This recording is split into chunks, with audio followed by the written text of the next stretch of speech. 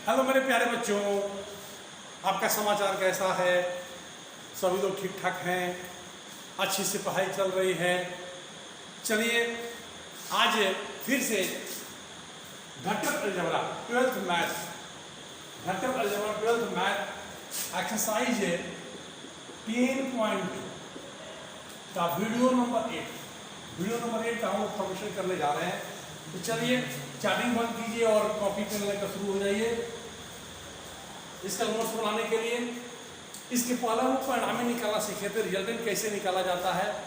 दो से अधिक वेक्टर को जोड़ना है तो उसका परिणामी कैसे निकालते हैं। तो पहले वेक्टर के हेड पर क्या करते हैं, दूसरे का टेल रखते हैं, दूसरे के हेड पर तीसरे का टेल रखते हैं और इनिशियल पॉइंट और फाइनल पॉइंट को जब मिला देते हैं तो वही स्ट्रेट लाइन जो मिलता है वह वेक्टर्स के योगफल का परिणामी देता है। वो हम सब देख चुके हैं। आज हम देखते हैं कि परिणामी का मापांक कैसे निकालते हैं, कौन कौन से नियम होते हैं, वेक्टर एडिशन लॉ क्या होता है, सदिशों के योग नियम क्या होता है। आइए, वेक्टर एडिशन लॉ बहुत महत्वपूर्ण पॉइंट है। सदिश को यहाँ से जोड़ा जाएगा, कैसे हम सदिश का योगफल निकालेंगे। आइए डीपली नॉलेज के साथ इसको अध्ययन करते हैं। तो सदिशों का योग नियम टॉपिक है, सदिशों का योग नियम। सदिशों को जोड़ने के लिए 3 नियम होते हैं। ये देखिए 3 नियम होते हैं। एक होता है ट्रायंगल लॉ, दूसरा होता है पैरेललोग्राम लॉ और तीसरा होता है पॉलीगॉन लॉ। ट्रायंगल लॉ त्रिभुज नियम, पहला आता है त्रिभुज नियम, दूसरा आता है समांतर चतुर्भुज नियम, तीसरा आता है बहुभुजीय नियम। यह 3 नियम होते हैं जिसमें ए और बी ट्रायंगल लॉ और पैरेललोग्राम लॉ, त्रिभुज नियम और समांतर चतुर्भुज नियम। यस, इस दोनों में बहुत सिमिलरिटी है, दोनों बहुत सेम है। कैसे? इस नियम से केवल 2 सदिशों का योगफल, इन दोनों नियम से केवल 2 सदिशों का योगफल का परिणामी का मापांक और दिशा ज्ञात किया जा सकता है। ये 2 लॉ जो दिए गए हैं, त्रिभुज नियम, समांतर चतुर्भुज नियम, इससे 2 ही सदिश को हम लोग जोड़ सकते हैं। 2 सदिशों के योगफल का परिणामी ज्ञात कर सकते हैं, रिजल्टेंट ज्ञात कर सकते हैं और उसका मैग्नीट्यूड निकाल सकते हैं। इन दोनों लॉ से 2 ही वेक्टर को जोड़ा जाएगा। लेकिन पॉलीगॉन लॉ, बहुभुजीय नियम, बहुभुज में अनेक भुजाएं होती हैं, उसको हम वेक्टर मान लेंगे और वेक्टर मान कर जोड़ते हैं। इस नियम से क्या होता है, इस नियम से 2 या 2 से अधिक जितनी भी वेक्टर को जोड़ना हो सबको हम यहाँ से जोड़ सकते हैं। इस नियम से 2 या 2 से अधिक सदिशों का योगफल का परिणामी का मापांक और दिशा ज्ञात किया जाता है। यहाँ से 2 से अधिक सदिश हम जोड़ सकते हैं, 2 सदिश जोड़ सकते हैं, 5 जोड़ सकते हैं, 10 जोड़ सकते हैं। उसके लिए हम लगाते हैं पॉलीगॉन लॉ। लेकिन 2 वेक्टर को जोड़ना होगा, 2 वेक्टर के योगफल का परिणामी निकालना होगा, उसके लिए आपके पास होता है ट्रायंगल लॉ और पैरेललोग्राम। दोनों का बेसिक फंडा डिफरेंट है, लेकिन आगे बढ़ेंगे दोनों का सेम फंडा आ जाता है। तो चलिए आज हम शुरू करते हैं ट्रायंगल लॉ। ट्रायंगल लॉ के बारे में जानने का प्रयास करते हैं।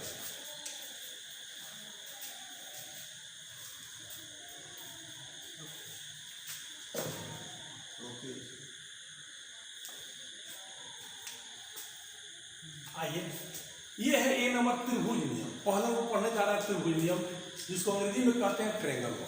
तो त्रिभुज में 3 भुजाएं होती हैं, 2 भुजाओं के द्वारा 2 सदिश को निरूपित किया जाएगा और तीसरी भुजा क्या देती है, दोनों सदिशों के योगफल का परिणामी देती है। जैसे यहाँ देखिए, जब किसी त्रिभुज की 2 भुजाओं द्वारा 2 सदिशों को निरूपित किया जाता है तब त्रिभुज की तीसरी भुजा दोनों सदिशों के योगफल का परिणामी देता है तथा यह नियम त्रिभुज नियम कहलाता है। यही त्रिभुज नियम है। जैसे यहाँ पर देखिए, एक त्रिभुज है ABC, एक त्रिभुज है ABC। एक भुजा को वेक्टर A द्वारा सूचित किया गया है, दूसरे भुजा को वेक्टर B द्वारा सूचित किया गया है। 2 तो सदिश यहाँ हो गए, अब ये तीसरी भुजा जो बचा हुआ AC, इन दोनों के योगफल का परिणामी देगा। यानी ये R क्या हो जाएगा, ध्यान दीजिए, ये R हो जाएगा vector A plus vector B। यही कह रहा है यह त्रिभुज नियम। जब किसी त्रिभुज की 2 भुजाओं द्वारा दो सदिशों को निरूपित किया जाता है, तब त्रिभुज की तीसरी भुजा दोनों सदिशों के जोगफल का परिणामी देता है तथा यह नियम त्रिभुज नियम कहलाता है। यह परिणामी दे देगा, पहला वेक्टर दूसरा वेक्टर परिणामी यह हो जाएगा। मान लेते हैं यहाँ देखिए उसी बात को यहाँ लिखा गया है, माना कि ABC एक त्रिभुज है जिनकी भुजा AB द्वारा सदिश वेक्टर A तथा भुजा BC द्वारा सदिश B को निरूपित किया गया। इसके द्वारा A, इसके द्वारा B को निरूपित किया गया है। तब त्रिभुज ABC का तीसरा भुजा AC दोनों सदिशों का जोगफल का परिणामी वेक्टर R देता है, जिसका मापांक मॉडुलस R ज्ञात करना है। A तथा B के बीच का कोण क्या है? फाई मान लेते हैं। थीटा माना जाता है लेकिन हमने फाई मान लिया, क्योंकि फाई नहीं है, थीटा मान लेते हैं। सॉरी, थीटा ही मान लीजिए। चलिए, क्योंकि यहाँ क्यू का भी नहीं किया गया, थीटा। और बात यह है, हमको AC का R का मापांक निकालना है। तो R का मापांक निकालने का मतलब है AC भुजा की लंबाई ज्ञात करना, क्योंकि सदिश को निरूपित किया जाता है स्ट्रेट लाइन से, और स्ट्रेट लाइन की जो लंबाई होती है वो उसके मापांक को बतलाती है। अब तीर का निशान क्या बतलाता है? दिशा को बतलाता है। तो R का मापांक ज्ञात करने का मतलब है, इस डायग्राम से अगर भुजा AC की लंबाई हम निकाल दें, वह R का मापांक दे देगा। और बात यहाँ पर यह है कि वेक्टर A और B के बीच का कोण थीटा कहाँ रहेगा। तो हम कोण निकालने में एक टॉपिक है, दो सदिशों के बीच का कोण निकालना, वहाँ डिस्कस कर चुके हैं। इसका यहाँ हेड है, इसका टेल है, इसको आगे बढ़ाया जाएगा। इसको आगे बढ़ा देते हैं और ये जो एंगल देता है यही A और B के बीच का कोण देता है, ये होगा थीटा। तो चलिए जरा हम R का मापांक कैसे ज्ञात करेंगे, इसी डायग्राम में बात करते हैं। तो इस ट्रायंगल के अनुसार क्या हो जाएंगे? अकॉर्डिंग टू ट्रायंगल लॉ देखिए, ये पहला वेक्टर हो गया, इसका हेड हो गया, यानी वेक्टर AB हो जाएगा, और ये दूसरा वेक्टर हो जाएगा प्लस वेक्टर BC हो जाएगा। और ये देखिए A से C तक इनिशियल टू फाइनल, इनिशियल को फाइनल समझाते हैं, ये वेक्टर AC देगा, यानी vector A plus vector B बराबर वेक्टर R। यानी कह सकते हैं वेक्टर R बराबर निकल गया वेक्टर A प्लस वेक्टर। इससे यह ज्ञात होता है A और B को जोड़ने पर हमको वेक्टर R मिला, यानी वेक्टर A और B के जोगफल का परिणामी क्या है? वेक्टर R है। हमको मॉडुलस निकालना है। तो R AC भुजा के द्वारा दर्शाया गया है, AC भुजा के द्वारा दर्शाया गया है, तो हमको भुजा AC की लंबाई निकालना होगा। तो हम ज्योमेट्री से भुजा AC की लंबाई निकालेंगे, और AC की लंबाई वेक्टर R का क्या दे देगा? मापांक दे देगा। तो चलिए इससे यह ज्ञात होगा R क्या है? वेक्टर A और वेक्टर B का जोगफल का परिणामी है। हमको इसका मापांक निकालना है, तो हम यहाँ कुछ ज्योमेट्री लगाते हैं। कैसे लगाते हैं? आइए इसको देखते हैं।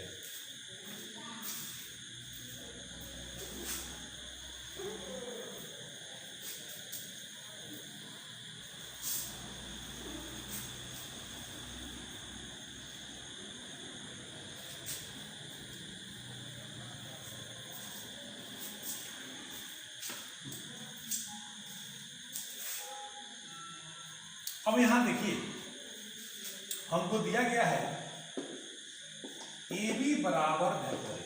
हम मॉडुलस लेते हैं।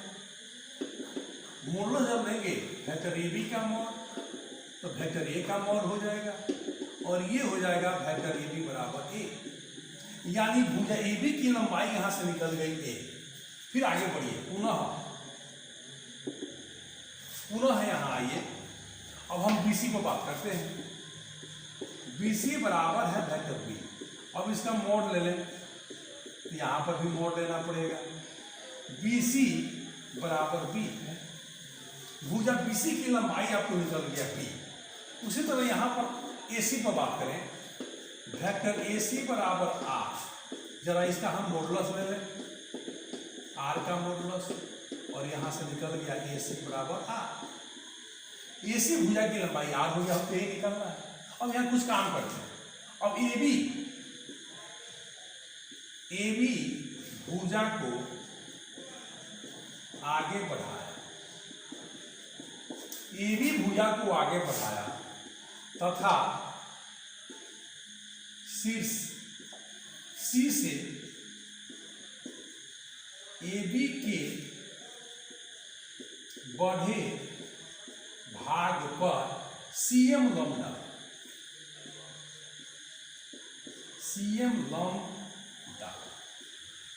ये देखिए। तो हम कुछ काम करेंगे, इसको हम आगे बढ़ाएंगे और यहाँ से लंब डाल देते। ये परपेंडिकुलर ड्रॉप कर दिया गया या 90 का एंगल बन गया। अब ये समकोण त्रिभुज बन गया, लंब डाल। अब आएगा, अब हम छोटे ट्रायंगल में आते हैं। छोटे ट्रायंगल में ले लेते हैं समकोण त्रिभुज BMC। आइए हम लेते हैं cos थीटा। cos थीटा बराबर क्या होंगे, B/H। cos थीटा तो रहेगा, इसके लिए बेस क्या हो जाएगा, BM, और इस ट्रायंगल में हाइपोटेन्यूज हो जाएगा BC। फिर यहाँ cos थीटा, BM तो हमको निकालना है और BC का मान क्या है, बोलिए B है। देखिए BC का मान यहाँ से क्या है, बोलिए B, तो हम B लेंगे और यहाँ से BM का मान जब निकालेंगे हो जाएगा BC cos। ध्यान दीजिए ये जो लंबाई है कितना आ गया, B cos थीटा, यहाँ से लेके आ। अब हमको अगर निकालना है AM तो कितना निकलेगा, देखिए यहीं पर देख लेते हैं। इसलिए AM बराबर क्या होंगे, A से लेके M तक, यह हो जाएगा AB प्लस हो जाएंगे BM, AB plus BM। AM यही रहने देते हैं। AB का मान देखिए, AB का मान है A, अब BM का मान निकाल लिए हैं B cos थीटा। यानी हम यहाँ से AM, ये पूरा बेस निकल गया, वेक्टर A है, ज्योमेट्री लिए तो यह A मिला था, A है। AB देख लीजिए, AB यहाँ पर है, ये लंबाई क्या हो गया, बोलिए A, ये लंबाई हो गया B cos थीटा। तो पूरा जोड़फल निकल गया A plus B cos theta. अब हम इसी में ले लेते हैं, इसी ट्रायंगल में sin थीटा। पुनः हम sin थीटा क्या होगा, P/H sin थीटा। अब इस एंगल के लिए परपेंडिकुलर हो जाएगा CM और हाइपोटेन्यूज तो फिक्स है BC, और यहां से CM जब आप निकालेंगे, एक स्टेप बढ़ाइए, sin थीटा बराबर CM। फिर देखिए BC का मान यहां से रखेंगे, B है, CM बराबर निकल गया B sin थीटा। अब हमको ये निकल गया, यहां पर लिख सकते हैं B sin थीटा, ये निकल गया B sin थीटा और ये निकल गया। अब ये पूरा संपूर्ण त्रिभुज बन रहा है, देखिए पूरा ये राइट एंगल ट्रायंगल बन रहा है AMC, जिसका हाइपोटेन्यूज हो जाएगा, या बेस हो जाएगा, या परपेंडिकुलर हो जाएगा। अब हम पूरा बड़ा त्रिभुज लेंगे और वहां से AC का मान निकाल देंगे। तो कैसे लोड करेंगे, यहाँ से देखिए 1 नंबर, फिर ये उतारेंगे 2 नंबर, फिर यहाँ आ जाएंगे 3 नंबर और यहाँ आ जाएंगे 4। अब हम चलते हैं AC भुजा की लंबाई निकालें। हमको ये पूरा निकल गया, ये निकल गया, अब हमको चाहिए हाइपोटेन्यूज। तो पाइथागोरस प्रमेय लगाएंगे और AC का मान निकाल लेंगे। तो चलिए इसको नोट कीजिए।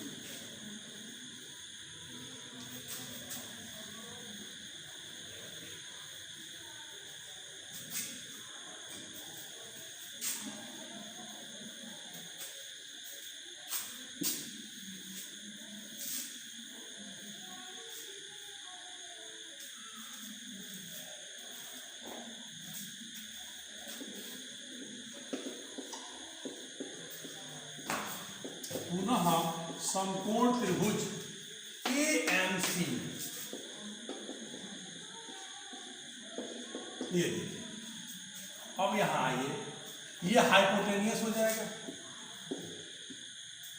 H बराबर क्या हो जाएगा, देखिए B² प्लस P², यानी AC बराबर क्या हो जाएंगे, ध्यान से देखिए, AC बराबर हो जाएंगे AM का स्क्वायर प्लस P CM कर दीजिए। अब मान रखिए AC का मान क्या है, R। AM का मान अभी आप निकाले थे A plus B cos theta का होल स्क्वायर, और CM का मान यहां से कितना है, देखिए बी साइन थीटा का स्क्वायर। अब जरा सॉल्व किया जाए, इसको तोड़ेंगे ए प्लस बी को होल स्क्वायर पर। ये देखिए A square plus B square plus 2ab, A square plus B square plus 2ab। यहाँ देखिए B square sine square theta R square two. अब यहाँ देखिए ए स्क्वायर हो गया, इसको ले लेते हैं। यहाँ पर देखिए बी स्क्वायर और यहाँ पर बी स्क्वायर, दोनों के साथ कर लेते हैं। ये देखिए B square cos square theta plus यहाँ देखिए B square sine square theta, एक साथ कर लिए। इसको लास्ट में लिख देते हैं 2ab कॉस। इसमें से बी स्क्वायर कॉमन कर लेंगे, R equal to A square रहेगा। इसमें से बी स्क्वायर जब बाहर करेंगे तो बच जाएगा cos square theta plus sign square theta plus 2ab cos. अब इसका मान कितना होता है बताइए, 1 होता है। ये देखिए यहाँ आ जाए, ए स्क्वायर रहेगा B square sine square theta plus cos square theta का मान होता है 1। आप त्रिकोणमिति में पढ़ेगा, ट्रिग्नोमेट्री में आप प्लस हो जाएगा 2ab कॉस, यानी r बराबर एक फॉर्मूला निकल गया A square plus B square plus 2ab cos. ये देखिए यही फॉर्मूला है जिसके द्वारा दो सदिशों के जोगफल का परिणाम निकाले। ए क्या है, वेक्टर ए का मैग्नीट्यूड है, मापांक है। बी क्या है, वेक्टर बी का मापांक है। और थीटा क्या है, दोनों वेक्टर ए और बी के बीच का एंगल है। इसको आप ऐसे भी लिख सकते हैं, ये रिजल्टेंट हो गया। आप वेक्टर फॉर्म में ऐसे लिखेंगे आर का मोड इज इक्वल्स टू, यहाँ देखिए वेक्टर ए तो मॉडुलस का स्क्वायर, यहाँ देखिए वेक्टर बी तो मॉडुलस का square, 2 vector A vector B into क्या होगा बोलिए कॉस थीटा। इस फॉर्मूला से दो वेक्टर का बोल सकते हैं। आगे इस फॉर्मूला का कैसे एप्लीकेशन हो, आइए। अब ये फॉर्मूला चेंज होता है, पहले आपको फॉर्मूला लिखना सीखना होगा कि कैसे आप फॉर्मूला को लिख सकते हैं। ये देखिए अगर हम चाहें इसका एंगल निकालना, आर का एंगल यहीं से निकाल सकते हैं। कैसे देख लीजिए, तो हम इसको एनालिसिस करते हैं कैसे एंगल निकलेगा। तो मान लेते हैं कि आर क्या है, आर वेक्टर ए के साथ अल्फा का कोण बनाता है। ये देखिए यहाँ लिख सकते हैं परिणामी की दिशा ज्ञात करना। ये भी देख लीजिए, यहां माना कि वेक्टर आर सदिश ए के साथ अल्फा का कोण बनाती है। अब इसी कोण को निकाल देना है। तो पुनः समकोण त्रिभुज एएमसी में देखिए tan अल्फा ले लेते हैं, यह होगा p by B tan alpha. इस एंगल के लिए p का मान हो जाएगा cm और b का मान हो जाएगा am। और ये देखिए tan अल्फा, cm का मान यहाँ दिखा दिए हैं b साइन थीटा और इसका मान निकाले हैं a plus B cos theta. Alpha निकालना है, ये tan इधर जाएगा, ये हो जाएगा tan inverse b sine theta by a plus B cos theta. इस फॉर्मूला के द्वारा हम दिशा निकालते हैं। ये डायरेक्शन निकल गया और ये जगह निकल गया, लेकिन अब हमको सीखना है इसका एप्लीकेशन। इसका एप्लीकेशन आपको भी सिखाएंगे, इस पर जाके पूरा न्यूमेरिकल बनेगा और इसको अलग एंगल पर हम दिखाएंगे। बहुत सारे यहाँ क्वेश्चन बनते हैं। तो चलिए इसको उतारने के बाद एनालिसिस करते हैं। इसको इस फॉर्मूला का एनालिसिस हम करने जा रहे हैं। ये देखिए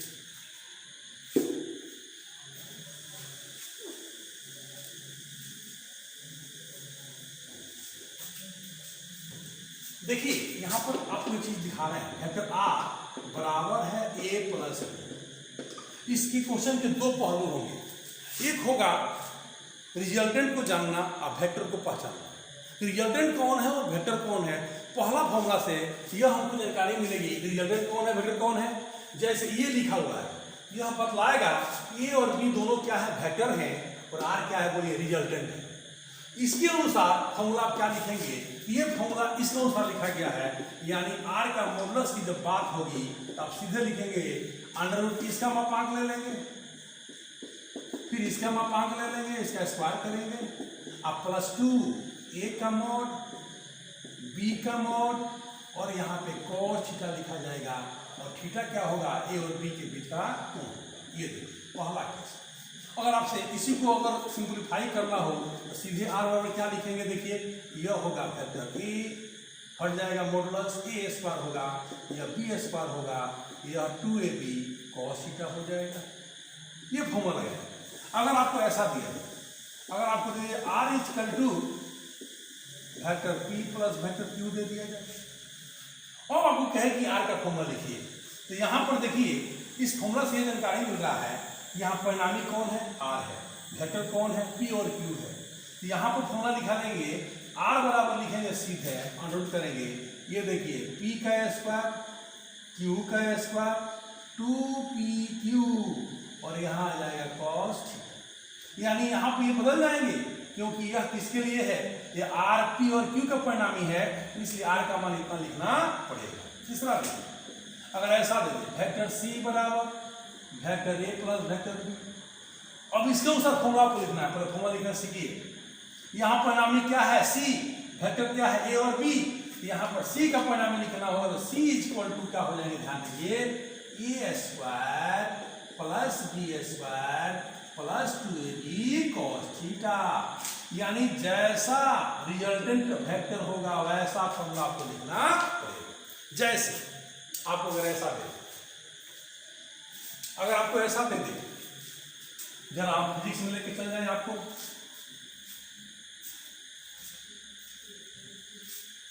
एक स्टेप और देखिए, यदि यहां यदि लगाएंगे, यदि यहां पर भी यदि लगाएंगे, यह पहला केस, यह दूसरा केस, यह तीसरा केस, एक और केस लेते, यदि वेक्टर आर बराबर दिया गया है vector A plus vector B, इसका मतलब हुआ कि ए वेक्टर ए और बी दोनों क्या है, वेक्टर होंगे, इन दोनों की जोड़फल का परिणामी आर होगा, इस बात को समझना होगा।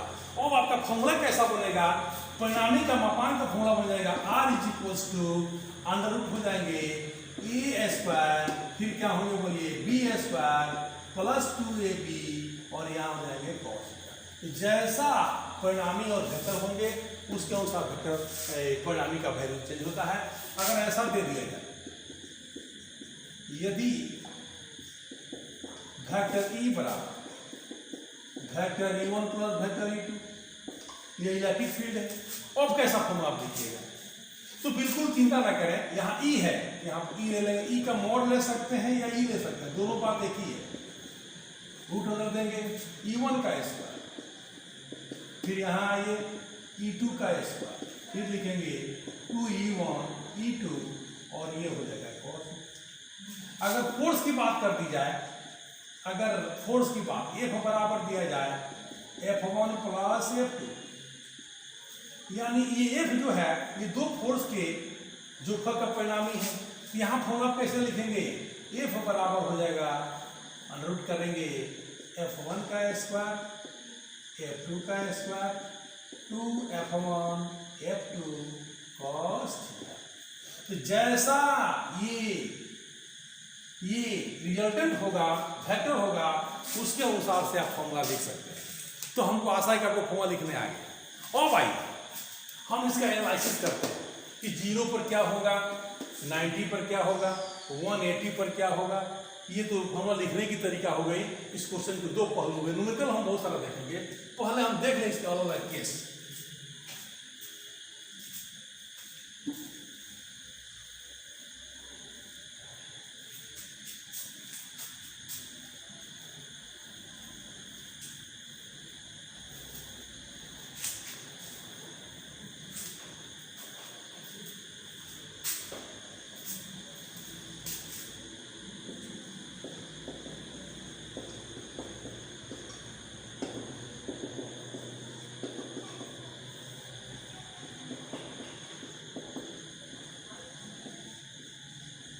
चलिए पहला केस देखते हैं।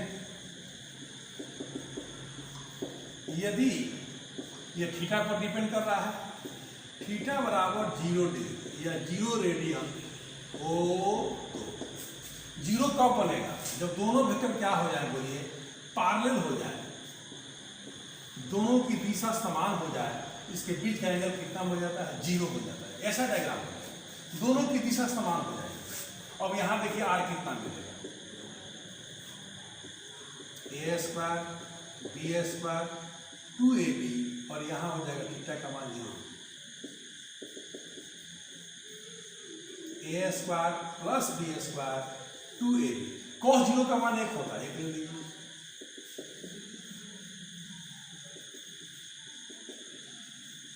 और ये देखिए क्या मिल गया, ध्यान से देखिए, यह हो जाएगा a प्लस बी का होल स्क्वायर, इसका मान इतना हो जाएगा। अब ये रूट हटेंगे तो स्क्वायर भी हट जाएंगे। इस कंडीशन में आपको r का मान क्या मिल गया? a plus B. ध्यान दीजिए यह r मैक्सिमम होगा, इससे अधिक कुछ नहीं हो सकता। मैक्सिमम परिणामी कब मिलते हैं? वो हो जाता है vector a plus vector b। अगर हम इसको वेक्टर फॉर्म में डाल दें, r मैक्सिमम मॉड डाल दें, ये हो जाएगा वेक्टर a का मॉड और ये हो जाएगा वेक्टर b का मॉड। दो वेक्टर के परिणामी का मान अधिकतम तब प्राप्त होता है जब दोनों वेक्टर के बीच का एंगल कितना होता है? बोलिए 0 डिग्री होता है। और उसका मान कितना होता है? दोनों वेक्टर के परिणामी को जोड़ दिया था, इससे अधिक हो ही नहीं सकता, यानी r मैक्स। जब दोनों सही समान दिशा में क्रियाशील है, परिणामी निकालना आराम से निकाल सकते हैं। कैसे? जैसे एग्जाम्पल देखिए, इस पर एग्जाम्पल देख लीजिए लाइन। यदि F1 बराबर 5 न्यूटन तथा F2 बराबर 10 न्यूटन हो है और दोनों समान दिशा में क्रियाशील हो तो योगफल का परिणामी याद करें। ऐसा क्वेश्चन हम पुट कर दिया। दो वेक्टर है, 5 में दिया गया अपने 5, इसका दिया गया 10 में, और दोनों की दिशा समान है। ये देखिए समान दिशा का मतलब ये हुआ, सोल्यूशन में आइए, समान दिशा का मतलब ये थीटा का मान क्या होगा? बोलिए 0 डिग्री। अगर थीटा का मान 0 डिग्री होगा तो बताइए r मैक्स दोनों को जोड़ देंगे, यहाँ f निकालना है, f बराबर, ध्यान दीजिए, r मैक्स बराबर a प्लस b। यहाँ पर आपको लिखना है f मैक्स, यहाँ f मैक्स मिलेगा और वह हो जाएगा, देखिए f1 प्लस f, दोनों को ऐड करेंगे और ये मैक्सिमम मिल जाएगा। f1 का मोड कितना दिया गया? 5 न्यूटन ले लेंगे और ये दिया गया 10, दोनों को जोड़ दीजिए एक लाइन में, आपको निकल जाएगा 15 न्यूटन। दिशा समान है, दिशा समान का मतलब 0 डिग्री एंगल हो गया। और जब 0 डिग्री हो गया तो डायरेक्ट क्या करेंगे? दोनों सही को मापांक निकाल के जोड़ देंगे। यहाँ मापांक में दिया गया ऑलरेडी, F1 दिया गया 5 न्यूटन, F2 दिया 10 न्यूटन, यह मापांक में दिया गया है, वेक्टर का साइन नहीं है, सीधे जोड़ दिया जाएगा। यानी इतना करने की आवश्यकता नहीं है, सीधे इसी से काम कर। इस पर एक क्वेश्चन में देख लीजिए, पहला केस है 0 डिग्री का, दूसरा केस देखते हैं 90 का।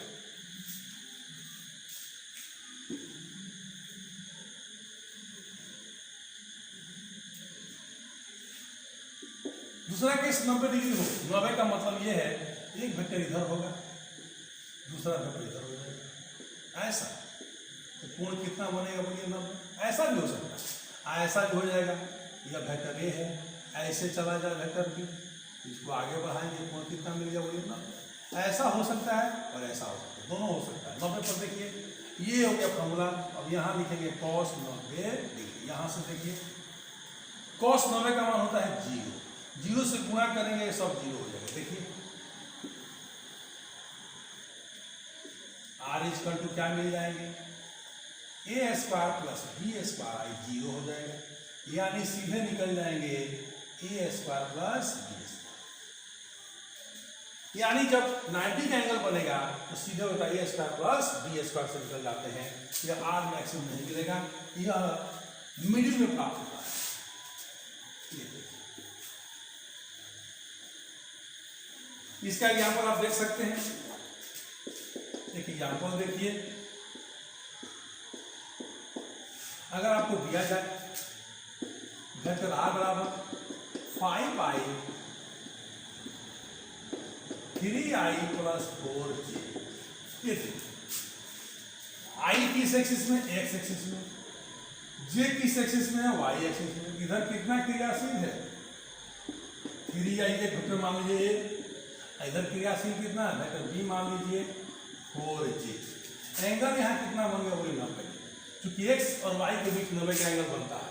तो ये दो वेक्टर हो गए, एक x अक्ष पर क्रियाशील है, एक y अक्ष पर क्रियाशील है, दोनों के बीच का कोण 90 डिग्री है।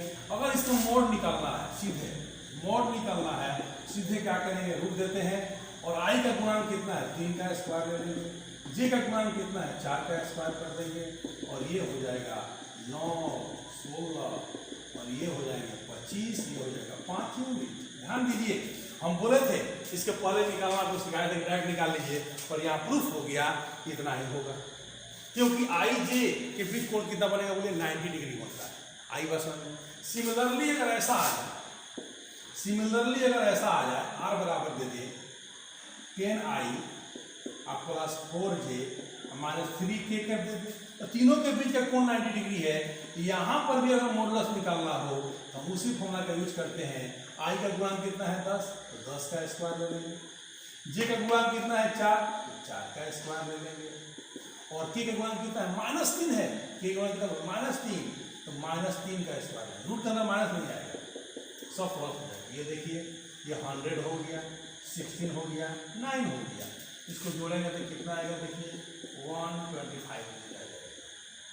यानी 3 भी होगा, आई जे के 90 डिग्री को बनता है, तो मापांक ये इसका मॉडुलस हम निकालेंगे, इस फॉर्मूला का उपयोग किया जाता है। ये सेकंड केस है बच्चों। तीसरा केस देख लेते हैं, अंतिम और तीसरा केस 180 का।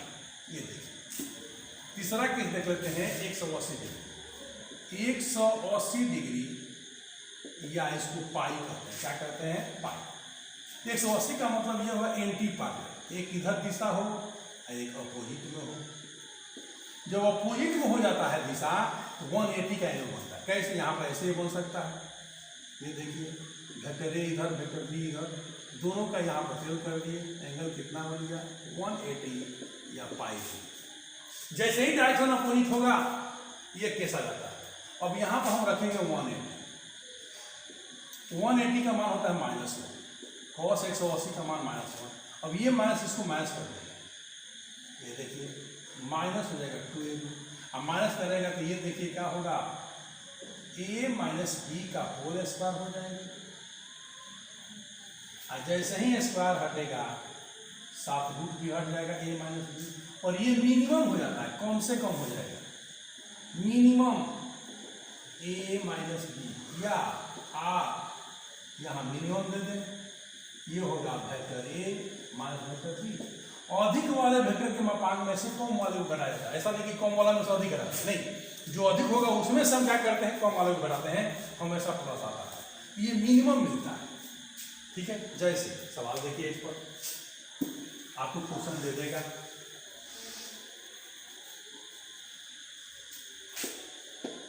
यदि एक पिंड पर, एक वस्तु पर 3 न्यूटन का बल पूरब दिशा में तथा 5 न्यूटन का बल पश्चिम दिशा में,